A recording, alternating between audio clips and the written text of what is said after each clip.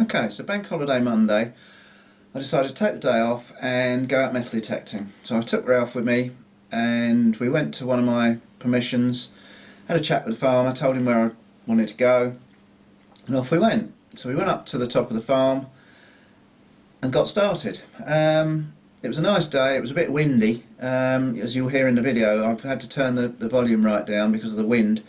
The usual stuff came up. Buttons, bits of rubbish, lots of lead. I try and ignore the iron completely unless it's something that comes up particularly peculiarly on the numbers. But the one thing I did find, which is basically what I'm doing this video about, is my first hammered coin. Now, some of you will have no idea what that is, and some of you will, obviously. Basically, hammered coins were one of the earliest forms of coin. They basically had two dies, a top die and a bottom die. They put a blank piece of material, copper or silver or whatever in between, put the top die on and hit it with a hammer. So there's some bloke sitting there all day with a bucket full of blanks and a hammer and dies knocking out coins. Well, this particular one it's very small. It's a Commonwealth Penny. It dates from 1649 to 1660. So even if it's the 1660, the very latest ones, it's still 340 years old. It could be older.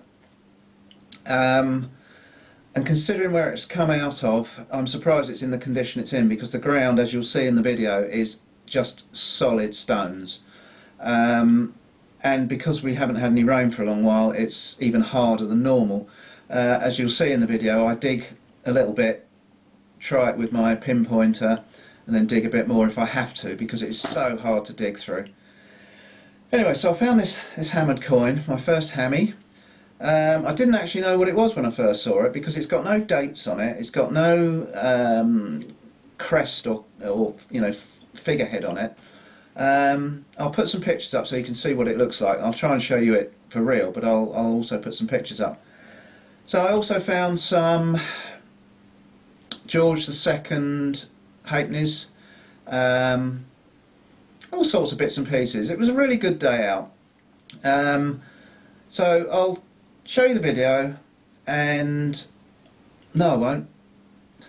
So what I'll do, I'll show you with the camera now what I've got here.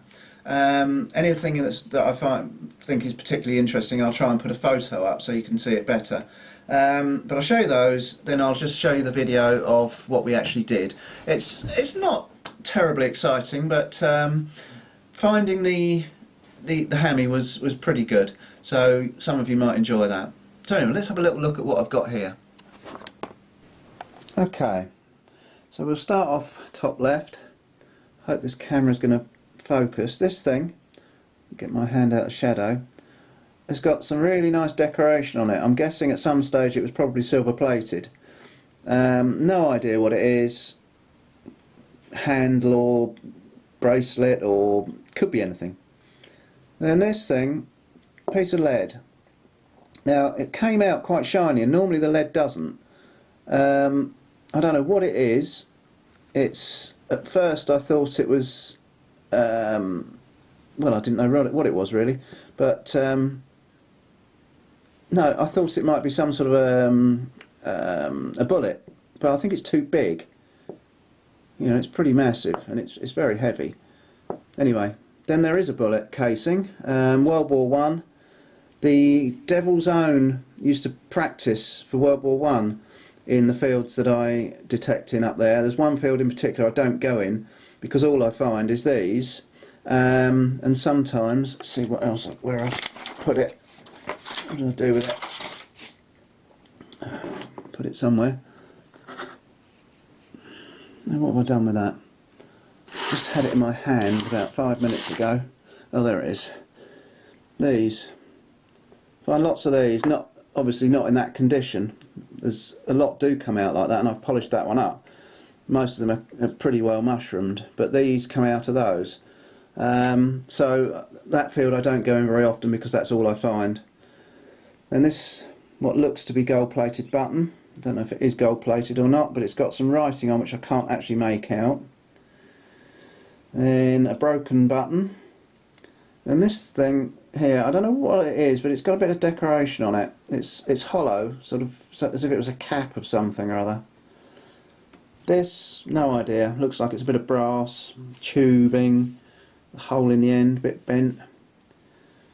Number 3, don't know what that came off, although where I found it I did find some other stuff, not on this trip, but to do with the railways. So it might be something to do with that.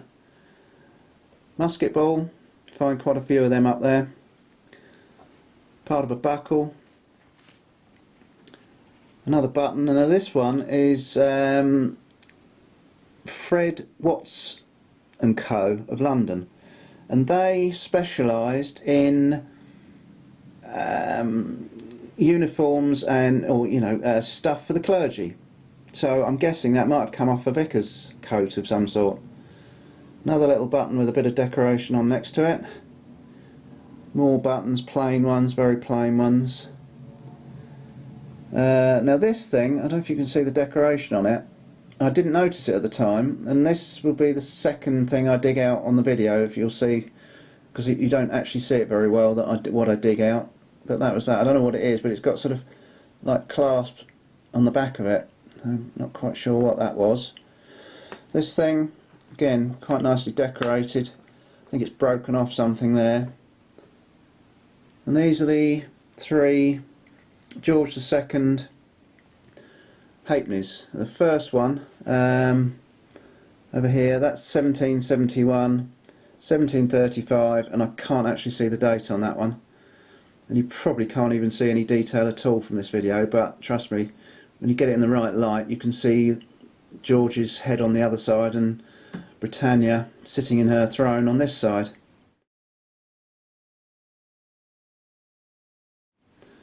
So that's basically the stuff that I found interesting that I kept. Oh, and of course, let's see if I can show you the hammy. And that's it. It's got 2 shields on this side, one with I'm assuming the cross of St George, and then there's a harp in the other one, so I don't know if that's something to do with Ireland. And then at the top there's a 1 which denominates that it's 1 penny, and on the back, can't really see it very well in this video, but it's just another shield, but it's got sort of a wreath of laurels or leaves of some sort around it. And so I'll put some photos up to show you exactly what it should look like.